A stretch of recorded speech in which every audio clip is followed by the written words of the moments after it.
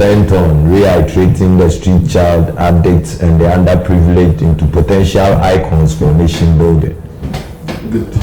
And where are you guys located? We are located around Achimota, Abofun to be specific, on the GH Media Road. Okay, that's nice one there. All right, now come to you. Nanaya, I was going to say. Yeah. What is drug addiction all about? Well, addiction comes in two folds. That is the chemical addiction and the process addiction. An addiction as a whole is a brain relapsing disease characterized by the mental obsession and the physical compulsion to use drugs or whatever you've been addicted to. And we have the process addiction and the chemical addiction, as I said. You know, the chemical addiction is where the alcohol and the drinks, the alcohol and the drugs, that's, sets in. And the process addiction deals with, so many other factors that, we used in releasing emotional pains. Okay. So process addiction goes by with prostitution, gambling, masturbation, other major factors. Some people at this time have been addicted to technologies and all those kind of things, and all are addictions. Okay, so Mr. Gardner, are you into process addiction or you are into chemical addiction? Sorry to say, into chemical addiction. Okay, so tell me about that. I'm a product of Achimota Secondary School. I'm a Fanti by tribe. And due to peer pressure and curiosity, adventure, and other exponential factors, I fell victim to the use of heroin and cocaine way back school days. Way back school days. Can you remind us the exact year that you started? Around 91, just after my O-level education. Okay. So tell me more. Who introduced you into drugs? Just a friend. I said due to peer pressure, to be specific, and curiosity and adventure, and other exponential factors. Half parenting is inclusive. I fell victim to the use of narcotics, especially heroin and cocaine. And this heroin and cocaine took me to a whole lot of places through a period of a long time, specifically prisons and psychiatry homes and addictive substance units. After my sixth form education. You said prisons. It means you've been in prison. Yeah, I'm a fit offender. I've been to prison 5 times consecutively. 5 times. Is it related to your drug addiction? Yes, the crimes to pay for the drugs I craved for ended me up in prison. Okay, tell me more. Somewhere along the line, I went to addictive substance units and psychiatry homes, also trying to seek resort to this menace.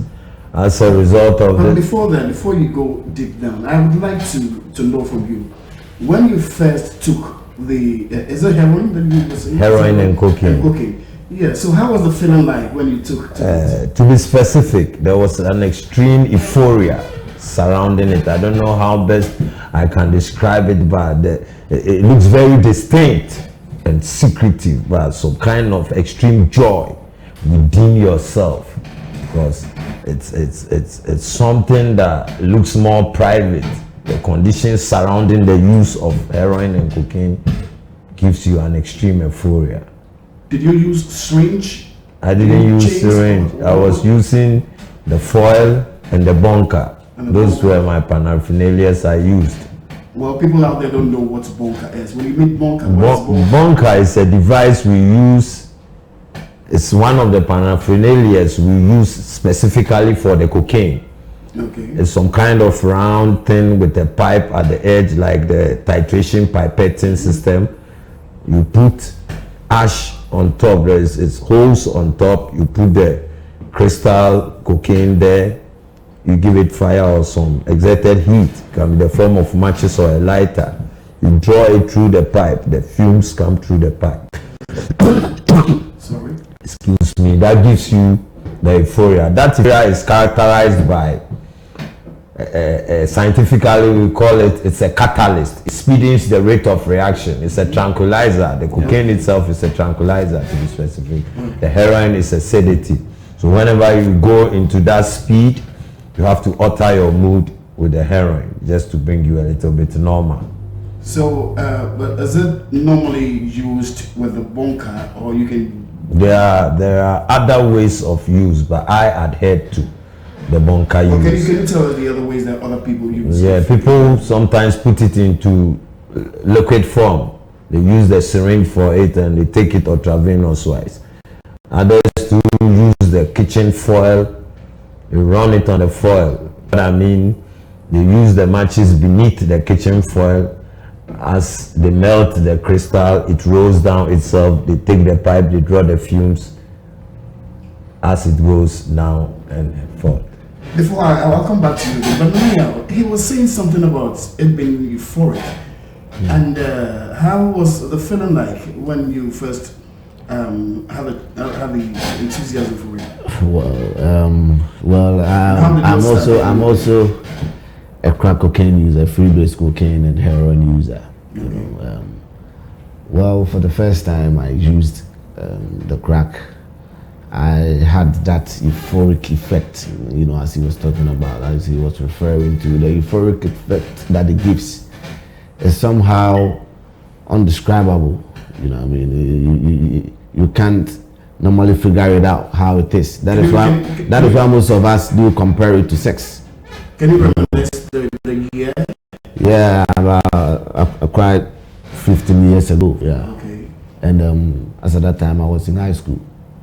Yeah. Well, I'm also a product of Agri Memorial. Yeah, and that was where the whole thing started. You know, that was where I packaged myself, experimenting drugs for the first time. And you know, from the experimental stage to the recreative stage, you know, the drug was fun. That was. How old were you then? At that time, I was barely 17 years. Okay. Yeah, but using drugs became part of me through peer pressure and other exponential factors.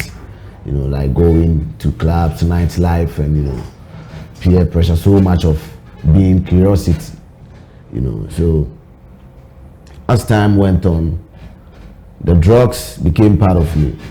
You know, so I failed to do so many responsibilities, lost interest in schooling, you know, job and everything. So through my inability to accept personal responsibilities, I was actually creating my own problems. Addiction is such a cunning enemy of life that, you know, I lost the power to do anything about my problem. Understand? When you talk about the euphoric effect that it gives, both the rock and the tie, you know, that is how we call it locally. Rock and tie. Yeah, the rock it's a crystal form, which is the freebase cocaine. Okay. You know, when it's being prepared, you know, laboratory, it becomes, you know, a solidified rock. You know, when they add sodium bicarbonate, you know, and other things, you know, they prepare it, you know, they cook it and becomes, you know, a solid rock that you have to hit it on the bunker, or you can use it on the foil paper. And you have the heroin too, that the heroin, you know, which comes out of the poppy tree. Yeah, some also, you know, add medical other powdery substances to it so that you can smoke it, you know, so it can make it inhalable. Now, when you use it, as my brother was saying, the rock speeds up the reaction of how the brain works, you know, because it's a tranquilizer. And the tie, which is the heroin, yeah, it also slows down the rate of reaction, you know, in as much as acts as a sedative, you know. So this raises you up and this, you know, lowers your speed down. So using both, the combination of both drugs, you know, like it intertwines itself, you know. So in you, it acts like the kind of euphoric effect it gives you wouldn't make you feel normal as a normal human being. Okay, all right, I'll come to you once again. Okay, but then let me ask you, is it always right to be using the two, the cocaine and then the heroin? does it go hand in hand? Or is there an instance where somebody can actually use only the cocaine or only the heroin?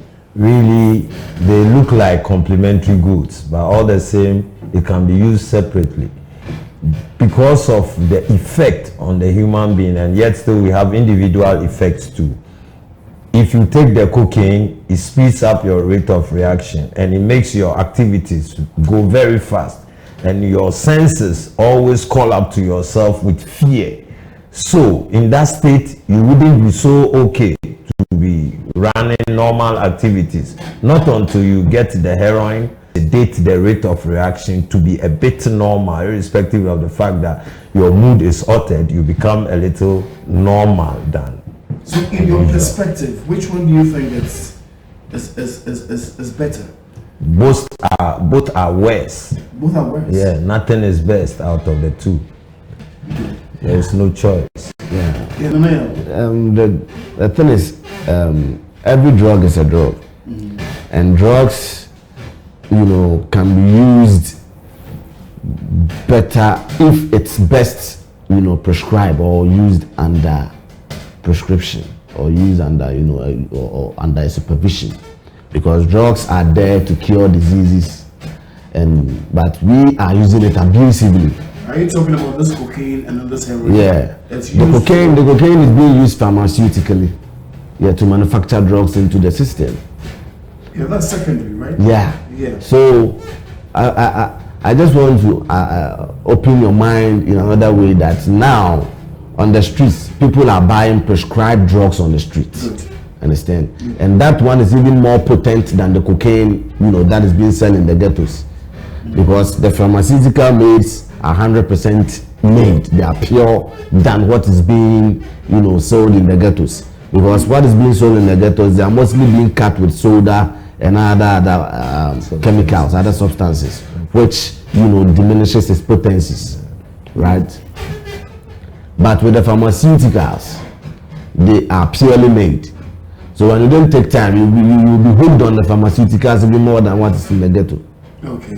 Yeah. I would have wished we'd go deep into it, but time would not permit us. So I would like you, Gardner, to tell me about the rundown of your life as to how drugs has eaten into your fabric, and perhaps you can tell me about your jail life and all that. Drug has been an iron friend ever since I got acquainted to him.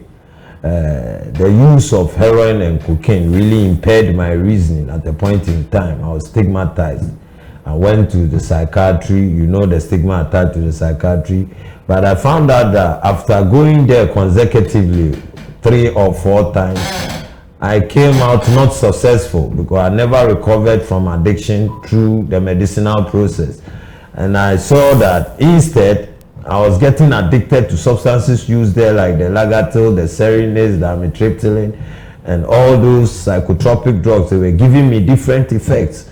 Not until I saw and met someone very dynamic in spiritism, one Mr. Apostle Kobe Washington.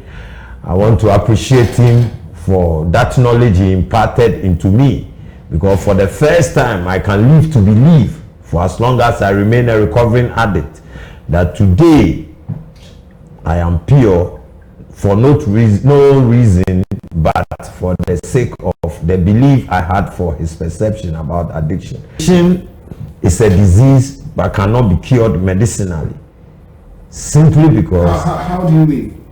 I mean, no drugs, no medical drugs. There is no medical process to cure addiction.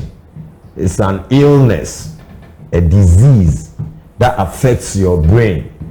And the brain has different components that make it up. Your dopamines, your synapses, your frontal lobe, and all these things are impaired by the use of heroin and cocaine.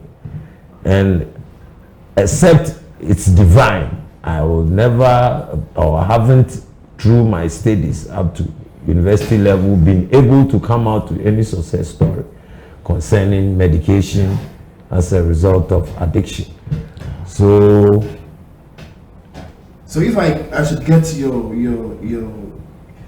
your development right, what you meant is there is something wrong up there. Whoever uses drug is somehow sick. Of course, sick person. Whoever is on drugs is impaired in reasoning. Do you share that? Yeah, the reason being that the drugs is a mind and mood altering substance. Every drug, an alcohol tool is a drug. You know what I mean? Alcohol is a drug. Alcohol is a drug. Period. It's a drug. Oh. Because it also, alters the mind and the mood, and it changes your mood. So the ability to think good isn't there. Your neuron pathways, the frontal lobe, as my brother says, science believe that after the use of drugs, when you go into recovery, it takes more than 10 years to yourself. But I've gotten to believe that it doesn't work that way. It's by intuition, because apparently there's no medicinal help. What doctors can do about addiction is when you want to quit, you go through some kind of uneasiness in the body, right, which we call the cold turkey or the withdrawal symptoms. Yeah, that is where doctors can somehow come in with medicinal resorts that will help curb that pains, that uneasiness down. But as to giving you a medication that will make you quit using drugs or using alcohol, it's a lie. It's by divinity. Okay. Yeah, I would like you to share with me your experiences. But before then, this question still baffles my mind. When you say drink alcohol as a drug, do you mean, what if the person is a social drinker? Somebody who drinks once in a while and all that. Do you drink only on Saturdays? Yeah. Only on Sundays? Listen, we have 3 types of, users. Okay. We have the binge users, who usually go on the wagon of keeps. Yeah. Sometimes, they drink occasionally, as you say. But why do you drink occasionally? So assuming there should be a consistent occasion, you will be drinking from that, you will be drinking consistently. Understand? That makes you an alcoholic or an addict. Again, we have another type that they can take the drink, which I can take it, for instance, but that person can take it and still be normal in his or her mood. In other words, like his or her system can sustain the potency of that drink or that drug. But still, you realize you have a problem, because at the end of every bout, you have what we call a hangover, or you have a problem somewhere that you need to go and solve. And you have another type that when it touches the drug or the drink, once it goes in, that is what normally people do refer to them as the typical alcoholics. Once the drug goes in or the drink goes in, there's no stop. Yeah. Apparently he goes in from 1 to 2 to 3, 4, 5, until to the well-known spree that everybody got to know that he is under intoxication. He's been drunk or high. Okay, well, we'll take the drink aspect in another segment. So let's deal now with the cocaine and then the heroin. Yeah. In your scheme of things, in your experiences, the challenges that you've had all these 15 years. Yeah. Can you tell us more about your experiences? Yeah, I've been in jail cells, near-death situations, and institutions like the hospital, the psychiatry,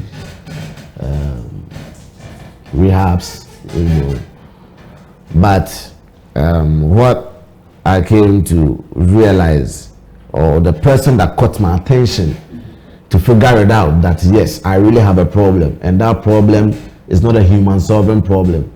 He gave me 3 things that, yes, I'm an alcoholic and addict. I should accept that fact. I should admit. Period. Yeah. And again, that no human power, that is 2, no human power could ever relieve me of my problems. Yeah. And 3, God could and would if he was sought. So He gave me the rundown, and this happens to be the person by name Apostle Kobe Washington. And also he made me realize that addiction too gave me some kind of fear and pride. Yeah. So he made me understand that if I'm an atheist or an agnostic or skeptic or have any other form of intellectual pride which keeps me from accepting what the Bible has for me or what that book has for me, he feels very sorry for me. And if I still think I'm strong enough to beat the game alone, that's my own affairs. But if I really think I have a problem and truly want to do something about it, he knows he has an answer for me. Because it never fails if I will go about it with one half the zeal I've been in a habit of showing when I was getting another drug or committing another sin. My Heavenly Father will never let me down. So something the matter was wrong with my spiritual condition. Exactly. Yeah, so he told me that, he gave me a passage to read. And the moral lesson I got of that passage is that we sometimes, it's easy to let up on the spiritual basis of life.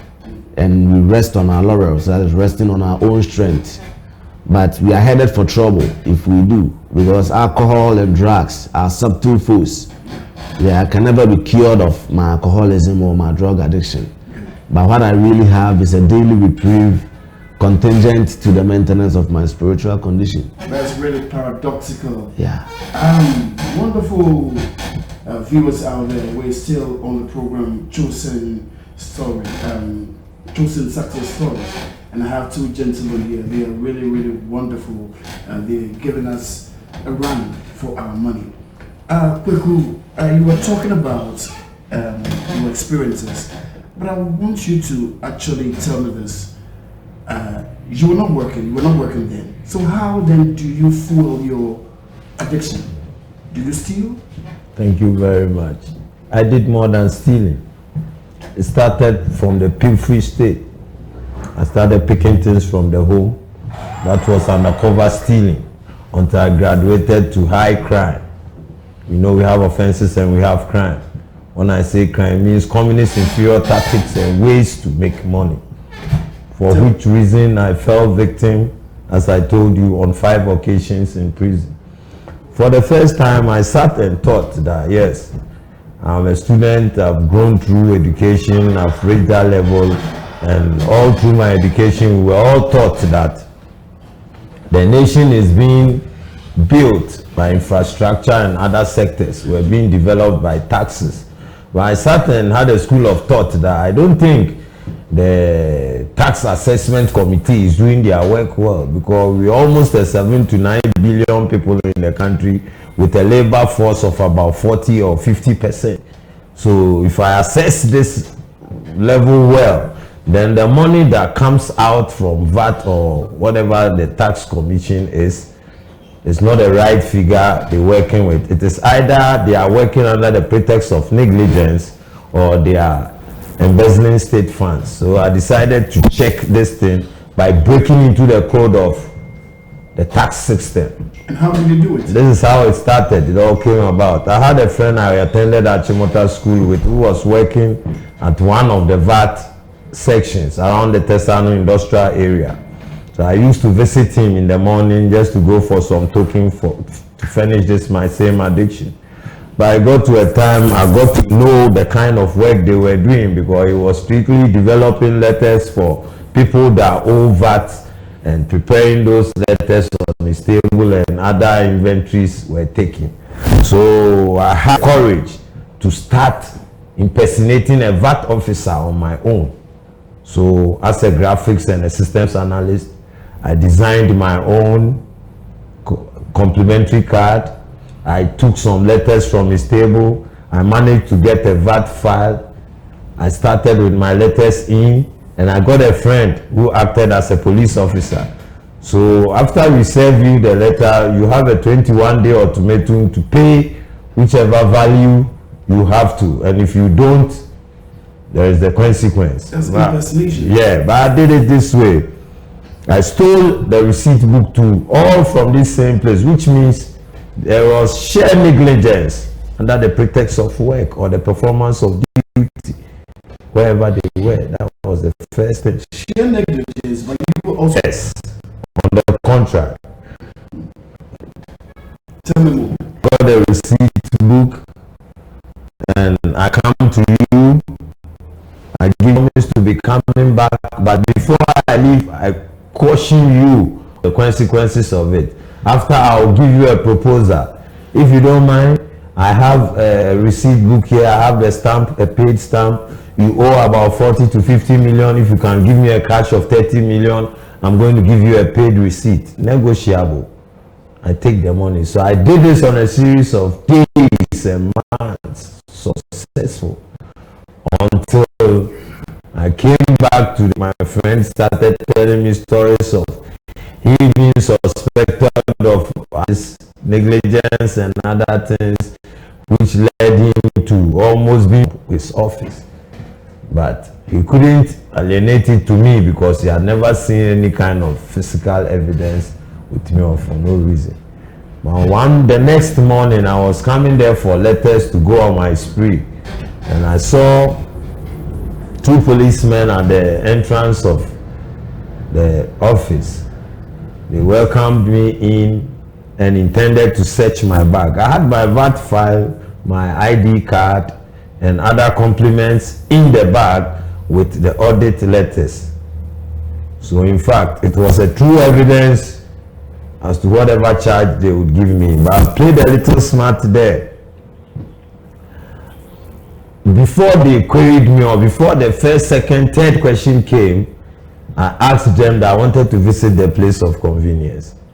So as I entered, they gave me the opportunity to go. They directed me, and they thought they needed me personally, but not documents or evidence surrounding it. So within the speech of time, I made sure to get rid of some letters and other things through the WC. I flashed certain things out. So they thought I had finished easing it. I emptied the bag of almost all the evidence, forgetting that the complimentary card was in my pocket. So that was used for the charge of impersonation and causing financial loss to the state, for which I went to prison for that. You went to prison for how many years? For 2 years. 2 years. We'll come back. Wonderful viewers out there. We're still on Chosen success story. But before then, we'll actually have a break for a video about Chosen.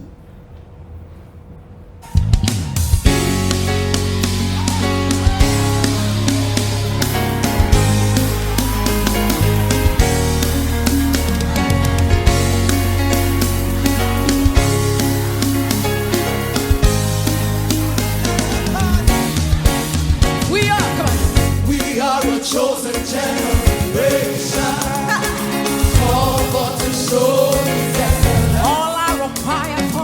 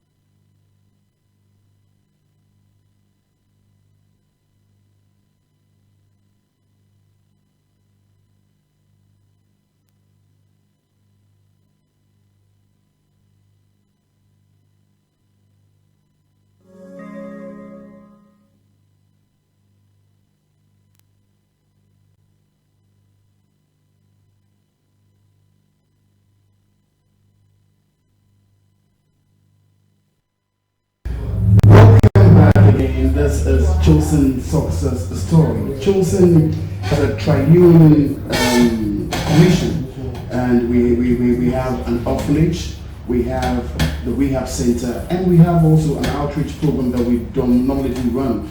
But then my friends are here, and I would like them to tell us more about what Chosen does. Chosen Rehab, as I said earlier on, is a home away from home, which means everything within the confines of Chosen home makes you very comfortable. Chosen itself has a ministry that is tripartite in one, a threefold ministry that is reaching out to the underprivileged, the street child, the ghettos. We're reaching out to specifically drug addicts and alcoholics and all underprivileged personalities. Good. We have facilities like the studio to help sharpen talents that are good in music. We have medical assistances around. We have an infirmary where a doctor, a psychiatrist, and a psychologist are on the field of work.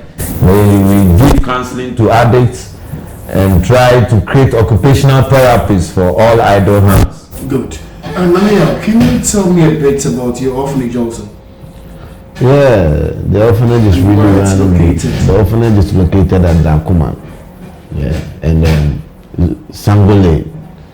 Yeah, and the orphanage, is running very good because it's helping the streetism.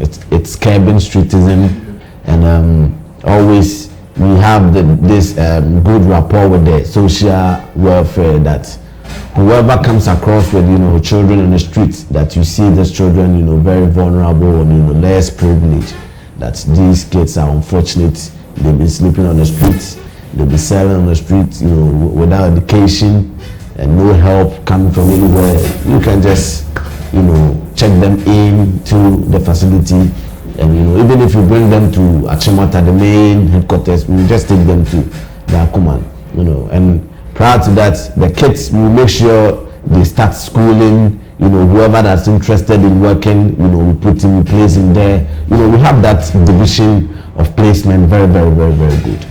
Children are our future leaders. What legacy are we leaving as a country for our children and our children's children? This is a word that you need to think about, really. We are doing our best. The video actually speaks for itself. You can see what Chosen Rehab is doing. As of now, I, for one, I would say Chosen Rehab as number one non-governmental organization and a non-profit making organization in this country, and we want to step the tide. So I heard about you guys having a women's side also. The ladies, do you normally actually put them in one place with the men, or you separate them? No, we have a special community that takes care of women, and even within the community there are divisions. Some are mothers, some are addicted mothers who separate their children from them. We have street women who are also into other procession. There is that kind of division, so that there can't be any such influence on one or the other. We are using this opportunity to appeal to the general public. We need a health facility on the women's community. So to anybody who is touched or to whom it may concern, I know the Lord is our greatest concern, but better still, the Lord works through men. So touch the hearts of these women. They are mothers and they are people that are going to give birth to our future leaders. We want to reiterate them positively towards nation building. The Bible says, give and it shall be given back unto you, a good measure, pressed down, shaken together, and running over shall men give back unto your bosom. If you're watching us and you really want to join in this program, you can give us a call on 030-252-6773. And again, 030-252-6773. The number once again, 030-252-6773. Nanayo, I overheard that you guys went to Kumasi. Are you trying to enlarge your course? Do you want to take Kumasi by storm? Yeah. Do you want to change lives and change destinies also in Kumasi? Yeah. That is our main mission to Kumasi, is to entrench our coast. You know, we want to establish a home at Kumasi. So I want to even take this opportunity to appeal to people that, you know, we are in need of buildings, or even if land, you know, we are ready to go and, you know, establish a big home there, because Kumasi, it's one of the spotlights when it comes to drug addiction and alcoholism, and we feel that responsibility of creating recovery homes, you know, there, because there are not a lot of them there. Yeah, and there's no better one like chosen there. And chosen knows it better, and, you know, can handle them better, and we want to establish one in Kumasi, you know, just to make Kumasi another station point of recovery, because a place like Tenka, one of the biggest ghettos in Kumasi, you know, hosts most of, you know, people, elites, who lives have been jeopardized by addiction, by drugs and alcohol, of which, you know, the nation needs to do something about it. But the nation can't handle it alone. Me and you are, you know, the vessels that have to carry the message to them. That is our main priority, to carry the message to the addict or alcoholic who still suffers. And how are we going to do that? We can't just talk to them, and, you know, we have another form of therapy that, you know, we talk to people and we do lead them to live on their own. But it doesn't work that way when it comes to Ghana, a place like Ghana, you know, because Ghana, we need more of practical work than the theoretical aspect of what the disease. Good. So if you are a philanthropist out there, we would want you to, as it were, give us a call. Perhaps you have a land, you have a building. We can actually go into terms and then make payments. But then if you want to donate also to us, both in cash or in kind, we'll be very glad you did. We want to change lives and transform destinies in Kumasi. So we'll be glad for you to give us a call. You can give us a call on 055-466-374, 0555-466-374. But if you want to join this very program, please do call 030-252-6773. 030-252-6773. Yeah, back again to you, Gardner. Your story is quite fascinating. I would want to know. So, how were you able to, as it were, quit abstaining from drugs? And how long has that been? I've been sober for almost 6 months now. Sobriety for 6 months. That's Yes, good. yes. You mean you got tapped it? I haven't touched anything. No mind-altering substance over the 6 months period. What really turned me around was I lost my mother, whom I loved so much. And after my mother's death, I had a divine intervention with God. Each time I get ready to use the drugs, I hear voices speak to me. You're going to spend eternity. Where are you going to spend eternity? And it really put me in a mood of hypo, because my mother herself, just as I started the preaching from home, before she leaves home, she takes a paper, she writes in English and puts it on the TV, on the cylinder. Where will you spend eternity if you perchance sell this thing? Where are you going to spend eternity if you take this thing away? So I saw it like I was in a kind of post-traumatic disorder state. Good. That made me seek a redress, but I found no result until I met recovery ambassadors who were on an outreach program into one of the ghettos around Nsawam. In fact, their clothes and their dressing really attracted me, because you don't see no neat person in white in the ghetto. So I really saw that these people were new people, and the approach, the kind of inculcation, the open way of communication really made me feel like I would wish to be in this clothing one day. And To God be the glory today. I say, as a means to glorify God for what so spiritual He has done in my life.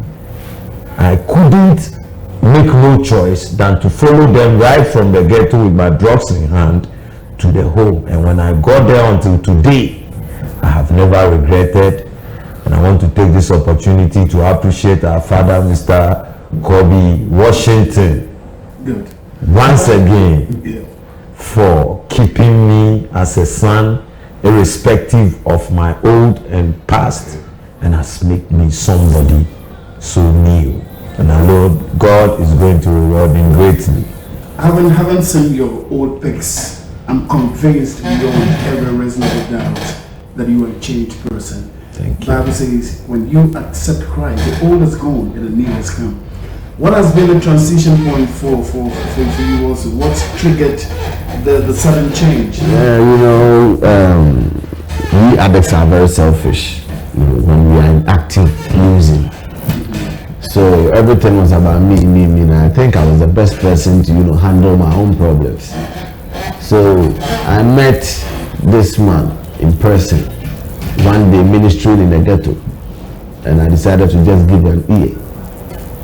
And upon hearing whatever that was coming out of his mouth, I got two things: that I cannot handle my will in my hands and place God's will under my foot. Nothing is going to work for me. So until I let go and let God, there's nothing that's going to be possible in my life. And if I am to let go and let God, recovery is possible for me. So I should choose one and say, okay, since we have lived a life of self-will, which later placed me in a position to be hurt, and I've realized basically my problems were of my own making, because nobody has ever thrown me down to put liquor down my throat or put cigarette by force in my mouth to smoke. I had the choice to say no the very first time I was given that pass, but I still held on to my will. So this time I have to work on my spiritual condition, that every day is the day I must carry on the vision of God's will in all my affairs. Thy will be done, not mine. So I should forget the past. I should let go of the past. What is missing is missing. You can only find new solutions. You can only find new ones. So instead, I should let God in my life. Good. That is it. Wonderful viewers out there. You can still give us a call if you want to join the very program. Yes, give us a call on 0302526773. I know that addicts are smart people. They're really smart. And, the drug is quite expensive. Yeah. What actually do you miss a lot? Any of your properties gone down the drain? Is this something you can share with us? It's really something I can share. Tell us more. I lost my father way back in 1981. As I was telling you about myself and factors that contributed to my addiction, I made mention of half parenting. So I've been only mothered but not fathered. I bequeathed a property to me within the metropolis of Tesano, just opposite Golden Spoon Hotel, for which my mother was renting and using the resource to furnish my education and other necessities that could make me a human being, a perfect self-actualized person. But just as I got into drugs, I decided to make money and leave the country, go and live outside, because it looked like all siblings and all extended members of the family were pointing fingers at me, because I had really become a black sheep of the family. The stigma, the waste, the theft, and all sorts. So I decided to seek for which way legally. My father left a testamentary evidence covering the transfer of ownership of the house from his name to my name. So what I did was, I went legally I put in letters of administration. I sued for probate. After getting the probate and owning the house, I decided to make, there's a legal document called vesting asset. Vesting asset is the mandate, the legal mandate to own whatever is given to you in the will by way of transfer. So after having all these legalities, the man in the house, excuse me to say, is one Mr. Gok Budrani. He's an agent for Mutual West Africa. They deal in basic home electronics. This man convinced me that I'm too exposed, educationally exposed, so it would be better I live in the States. Already I had helped his son to get addictive because he was in a time, my resource, through him I get money. So he was desperate to know what I use the money for because I'm always in need. I go, what do you do? I introduced him one day and he was so good. So the father influenced me that he can raise some funds for me if I'm ready to give him the house in which he lives. It's an 8-bedroom house opposite Golden Spoon, Tesano. I agreed, and first step, I took about 20 million to get a valuer to come and value the asset. After valuation, people came in and... That was which year? 91. Okay. Now, I just finished sixth form and I was waiting to enter the university. So, I did a legal document, an affidavit, that my siblings, with my mother as the custodian of the property, are mandating me to negotiate value on their behalf between the two parties. That means the bid was for sale, the house was for sale. And actually, I took some money from Mr. Gobudrani. Really wasn't used for the aim for which it was set for. So it made it look like I'm on a midway. I've taken money, I've used it not for the aim for which it was. Then I better finish it up and do what I want to do because it will always look better living in the diaspora. The man was also ready to help me with a visa and open dated ticket and an international money facility. So at the end you sold? At the end, that was how the house. So you lost the 8-bedroom property. Okay. So I would want to ask you this. If you are a parent, if somebody is a parent out there, how would she or he know that my child is going through addiction or my child is addicted to drugs? Okay. Be it chemical or process addiction, any which way you can look at it. First, physical appearance. The physical appearance will change. The way he dresses or the way he or she dresses will change. Now the person change for the better or for now the person will be looking shabby. Okay.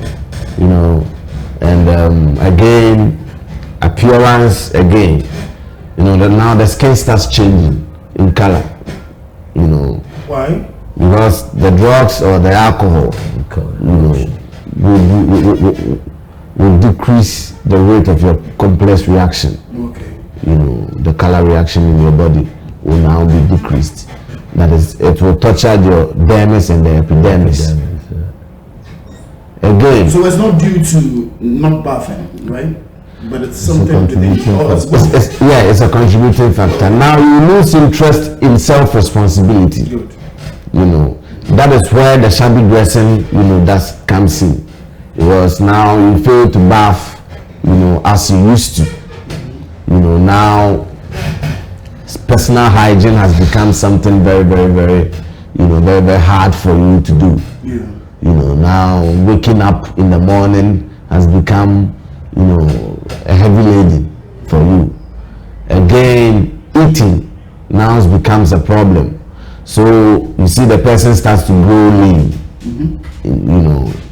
and again, a substance like alcohol, the person tends to be growing big, but that that fatness is some kind of, I would say the person is getting obese. We'll come to the alcohol side, but I want us to look more of the drug. The drugs, it dehydrates you. Yeah. So it makes you look slimmer. It makes you look slimmer. And again, you lose interest in all other areas of life, which makes you a normal person. School, religiously, job, and other factors that makes you a whole human being. Your recreational life with the family, with friends. Now you change friends, and isolation sets in. So when you see your son or your daughter, your ward now, isolating his or herself from family duties, begin to ask questions, get to know him better. And when you find out the person is using drugs, don't shun the person away. No, rather show more of love. Get to him, the more closer. Because the more you isolate yourself from the person, the nearer he gets to the ghettos, or he gets to where, he's doing the drugs, or he's doing whatever that he's doing, whatever addiction that is, is being gotten his or herself into. So, another point is, now you get to see that this child has been given so much excuses, and indeed flimsy ones, and again so much spending, excess spending, extravagant life. He buys things that you don't need.